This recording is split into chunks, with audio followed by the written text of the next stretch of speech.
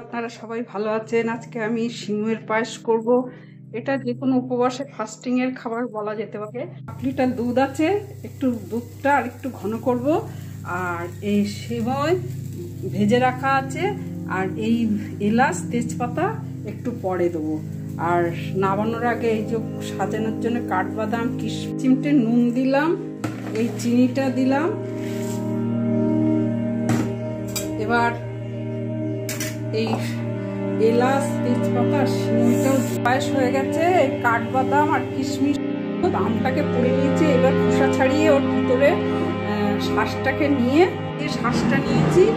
এর মধ্যে দেবো এই বিট নুন আর চাট মশলা, এই যে, আর এই চিনি দেবো, এই মিষ্টি দেবো, আর এই কোকোনাট পাউডার দেবো। এই যে কোকোনাট দিয়ে একটু জল দিয়ে মিক্সিতে ঘুরিয়ে নেবো, মিক্স করে নেবো সব কটা ভালোভাবে।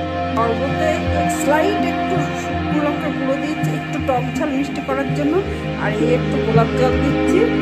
আর এই বলতে পারেন 14 সংক্রান্তির ফাস্টিংয়ের উপবাসের খাবার এই সিমের পায়েস, তাতে কিশমিশ কাঠবাদাম রয়েছে, আরও আপনাদের নাটস থাকলে সব দিতে পারেন।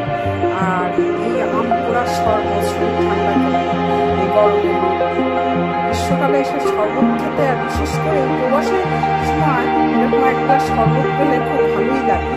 আমি তো প্রায় আম পোড়ার শরবত এই গরমকালে খেয়ে থাকি, ঠান্ডা করে খেতেও স্বাদ লাগে।